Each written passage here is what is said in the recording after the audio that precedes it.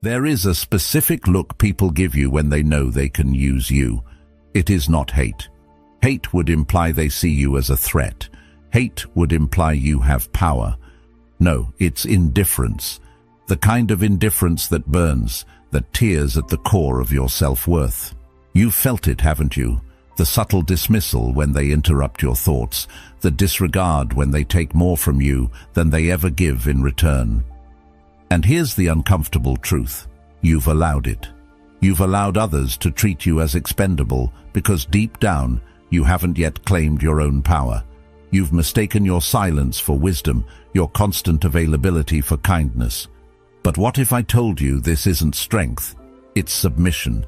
What if the key to true self-respect and power lies not in giving more of yourself, but in drawing a firm line that others can never cross? The Stoics knew this well. They understood that respect is not something you beg for, it's something you command through deliberate action, through boundaries that protect your peace and your self-worth. Today, I'm going to show you how to stop being used, how to reclaim your value, and how to build a life where others respect you, not because you demand it, but because you've earned it through the power of discipline. If you're ready to step into that power and stop being overlooked, please subscribe. This is your first step toward breaking free from the cycle of being used and stepping into a life of true self-respect and control. When you constantly give of yourself to others, when you're always the first one to say yes, you begin to lose sight of your own worth. You become the person who's always available, always willing to help, and always dropping everything for others. On the surface, it may seem like you're being kind, generous, or reliable, but what's really happening is that you're slowly fading into the background. Your constant availability makes you forgettable, and more than that, it makes you expendable. People don't value someone they can walk all over. They don't respect someone who is always ready to serve, but never asks for anything in return. Here's the uncomfortable truth. When you're constantly saying yes, you're teaching people that your time doesn't matter. You're telling them that you don't have limits, that you don't have your own needs, and that you'll always be there whenever they call. But the moment you start saying no, something shifts. People begin to see you differently. They realize that you have boundaries, that you respect your time and energy, and that you won't just bend to their demands whenever they please. It's when you start setting those boundaries, when you start choosing yourself over others, that you begin to earn the respect you've been craving. This isn't about being selfish. It's about self-respect. You need to ask yourself, when was the last time you did something because you truly wanted to, not because you felt obligated? When was the last time you said no to a request that didn't serve your needs or your values?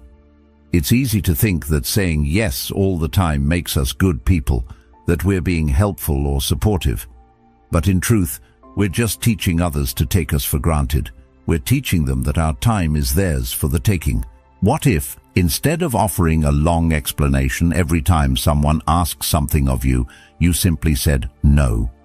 What if you didn't feel the need to justify your decision, to over-explain why you couldn't help, or to apologize for putting yourself first?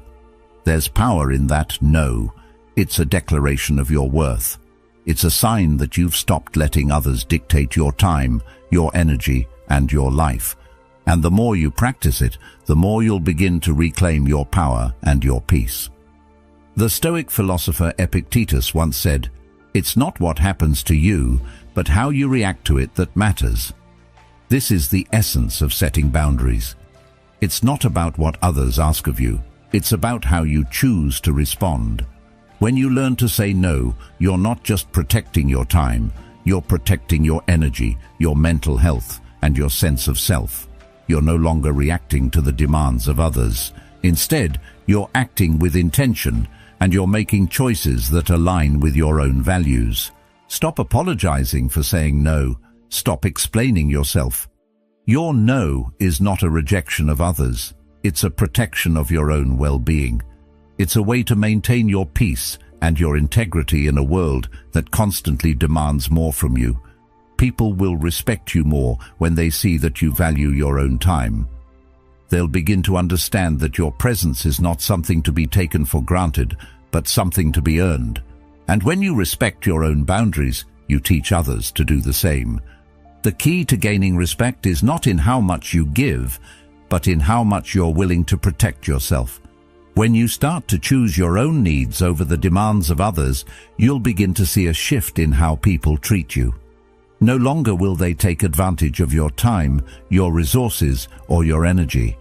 Instead, they'll begin to value you for the strength it takes to say no. And that respect, it will be lasting.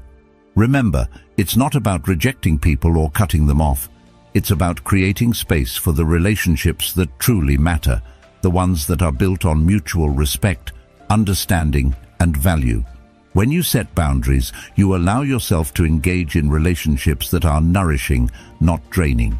You stop being a passive participant in your own life, and instead, you become an active creator of your own story. And that's where the real respect comes from, not from how much you give, but from how much you value yourself. Your no has power. Don't be afraid to use it. Every time you say it, you're building a life that's true to you, a life that reflects your values and priorities. Stop apologizing for putting yourself first and start owning your decisions. You'll find that as you stop bending over backward for others, you'll start to attract the respect, peace, and relationships that truly matter. There's something incredibly powerful about being scarce.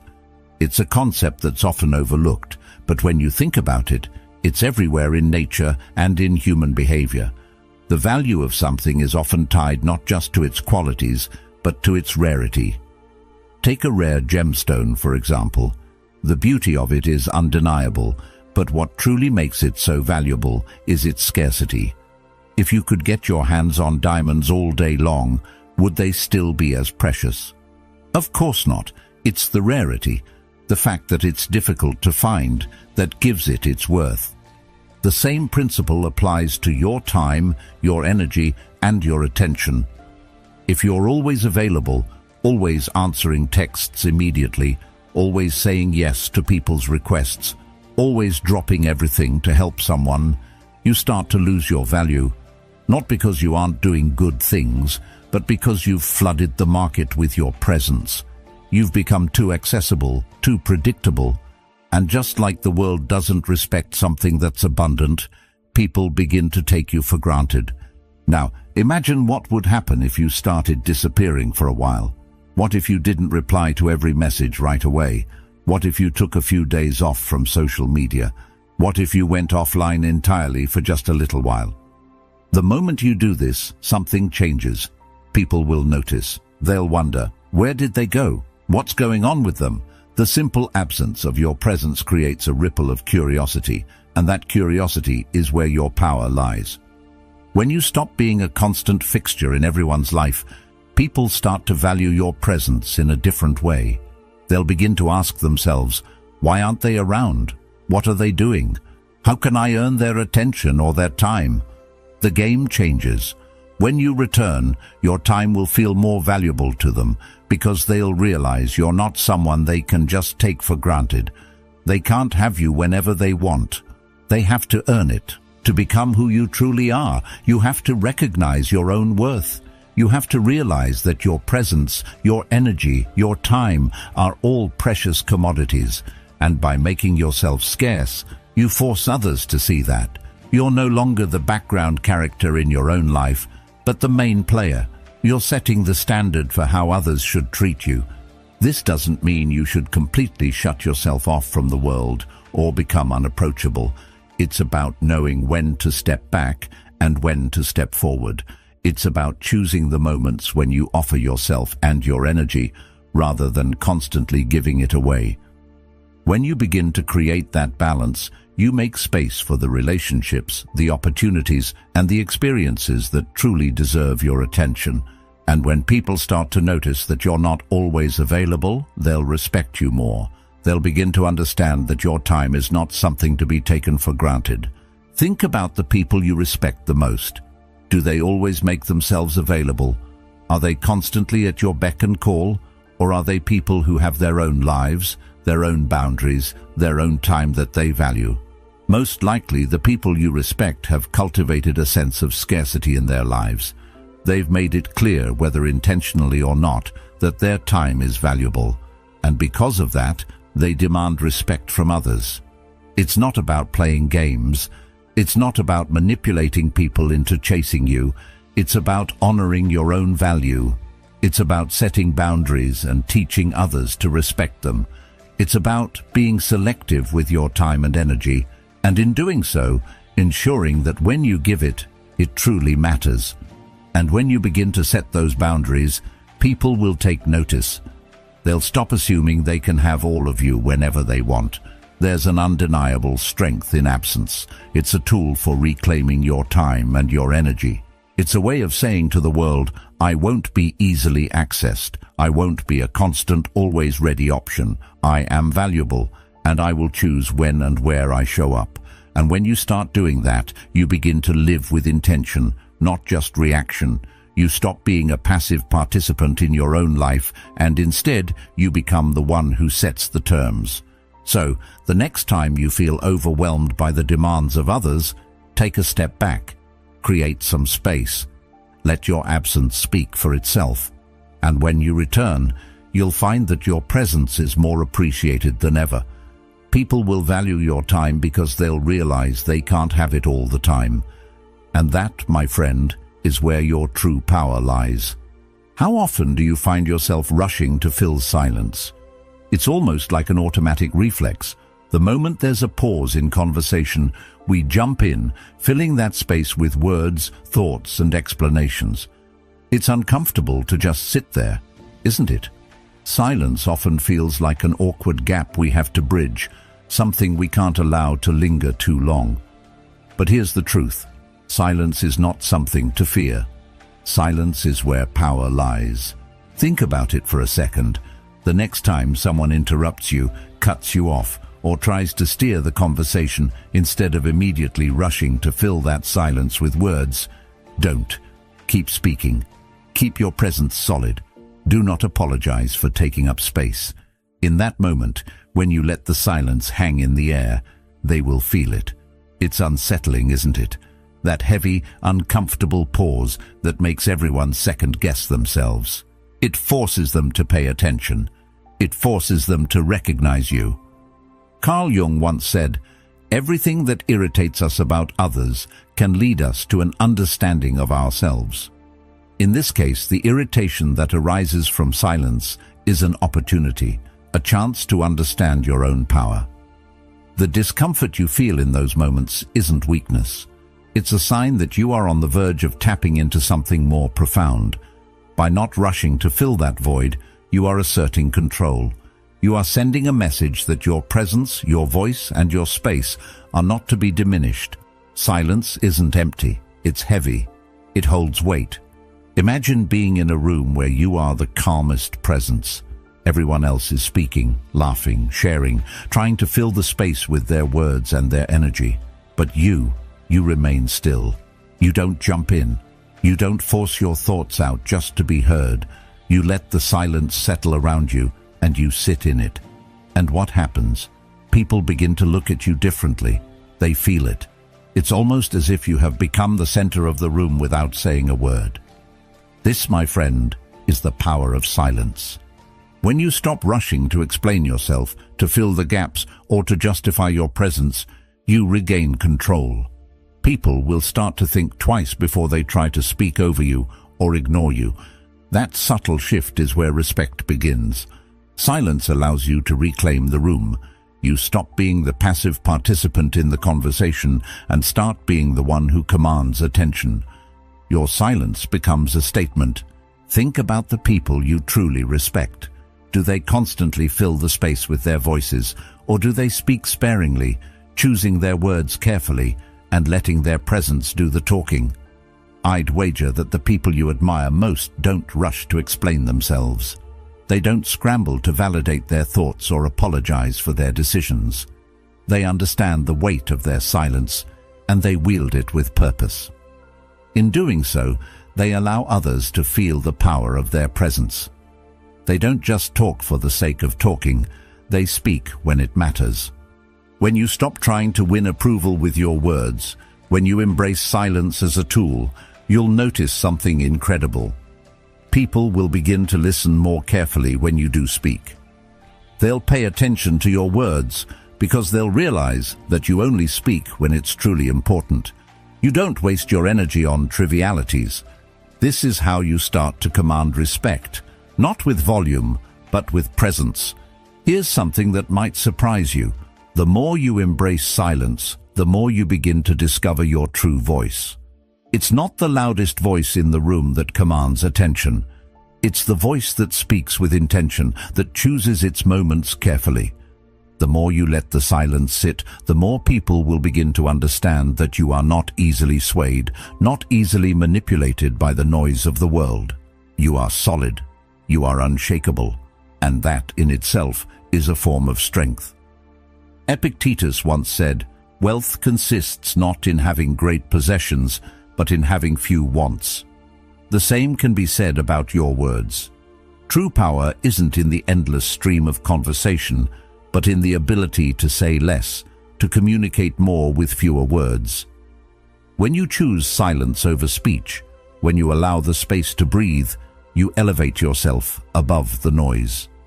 You stop being a part of the constant chatter and become the one who stands firmly, calmly, and with purpose. The next time someone tries to interrupt you or speak over you, take a moment. Don't rush to fill the silence. Let it sit, and as you do, feel the shift in the room. Watch how people's behavior changes. You're no longer the one fighting for attention. You're the one who commands it simply by being present.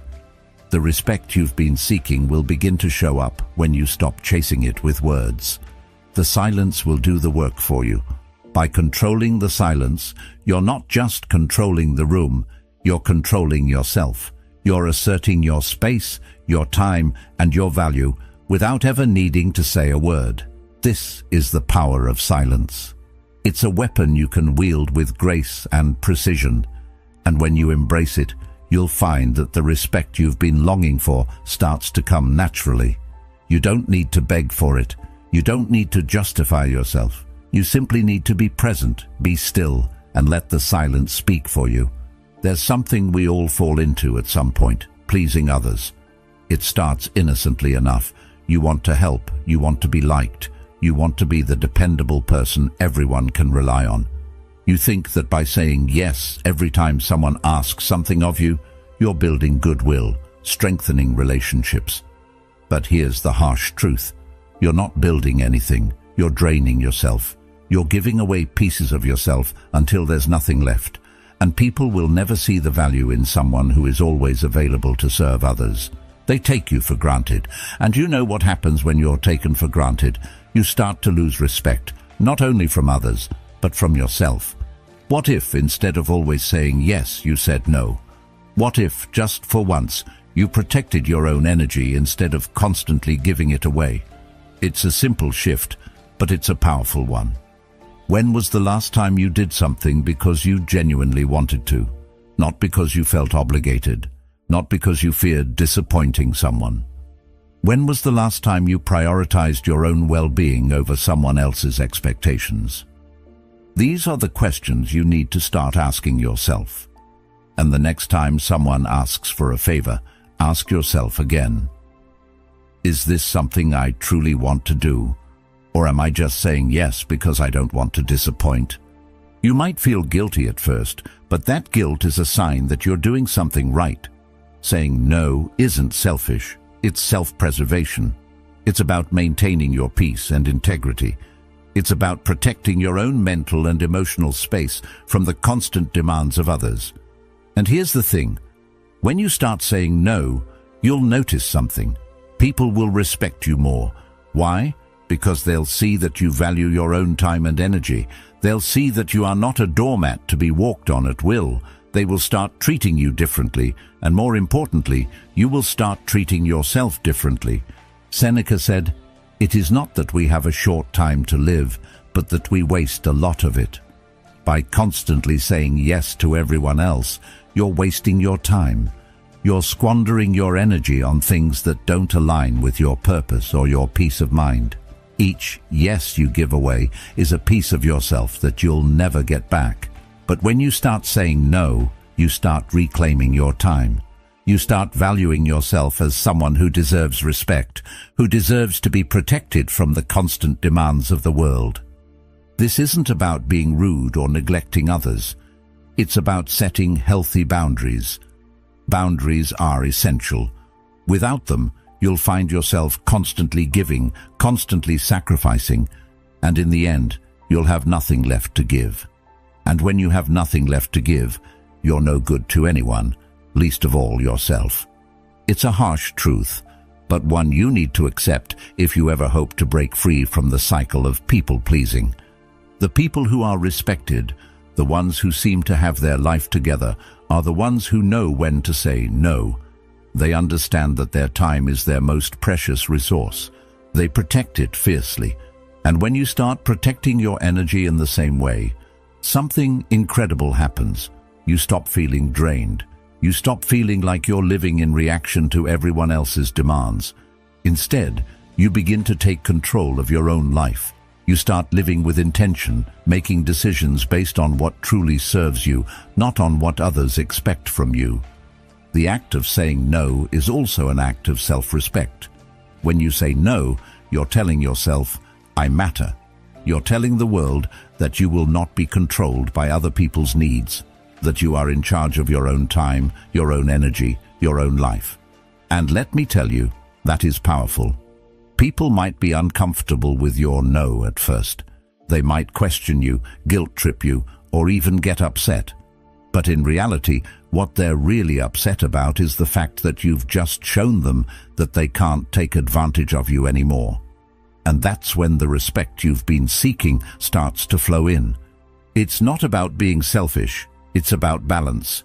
By protecting your energy, you ensure that when you do give, it's meaningful. It's coming from a place of abundance, not depletion. You'll find that you're more present in the moments that matter, and you'll have the strength to support others when it truly counts. But you have to stop treating your time and energy as if they're infinite. You have to stop overcommitting. You have to learn to say no without feeling like you're being a bad person, because the truth is, you can't pour from an empty cup. If you're constantly giving without replenishing yourself, you're going to burn out. And when that happens, no one benefits. Not you, not the people who depend on you, no one. So here's the challenge. Start saying no. Start putting yourself first. It won't be easy at first. You might feel guilty. You might second-guess yourself. But trust me when I say that it's the most important step you can take toward reclaiming your life. It's the first step in protecting your peace, your energy, and your value. You'll be amazed at how much respect you gain, not only from others, but from yourself. When you stop pleasing, you start protecting. And when you start protecting yourself, you start living with purpose. So ask yourself, when was the last time you said no to something that didn't serve you? When was the last time you put your own needs first? Start there. Start now. Protect your time. Protect your energy. And in doing so, you'll build a life that truly reflects your worth. You'll become someone who commands respect, not through force, but through the strength of your boundaries. How often do you find yourself justifying your decisions, offering up excuses or explanations for why you've chosen a certain path or set a particular boundary? It's something many of us do, especially when we're concerned about how others perceive us. We feel the need to explain ourselves, to soften the impact of our decisions, and to ensure that everyone else understands why we made the choices we did. But here's the thing, every time you justify yourself, you're giving away your power. You're opening the door for others to question your authority over your own life. You're subtly telling them that their approval matters more than your own conviction. A person who has mastered discipline doesn't need to justify their decisions. They don't have to explain why they've set a boundary or why they've chosen a particular course of action. When they say no, they don't follow it with a long-winded excuse or a laundry list of reasons. They simply say it and stand by it. Their word is enough. Their actions speak louder than any explanation ever could. This is where true strength lies. It's not in convincing others of your choices. It's in having the inner conviction to stand firm in your decisions, regardless of how others might react. Think about the people in your life whom you admire. Do they spend their time justifying themselves, apologizing for their choices, or explaining why they do what they do? Chances are, the people you respect most are the ones who don't feel the need to seek validation for their actions. They've built a sense of self-respect that doesn't rely on others' opinions. They've cultivated a life where their decisions come from a place of inner strength, not external approval. Marcus Aurelius once said, "Waste no more time arguing about what a good man should be. Be one." His words are a reminder that we don't need to explain our worth to others. The moment we begin to justify our decisions, we start questioning our own authority over our lives. We start doubting ourselves. The truth is, you don't need anyone's permission to live the life you've chosen. You are the authority in your own story. You don't have to apologize for setting boundaries, for saying no, or for choosing a path that aligns with your values. Every time you give in to the urge to justify yourself, you allow others to take the reins of your life, even if it's just for a moment. You let them question your decisions, challenge your beliefs, and undermine your authority. And here's the kicker. Most of the time, those people aren't even asking for explanations out of genuine curiosity or concern. They're doing it to manipulate the situation in their favor, to make you second-guess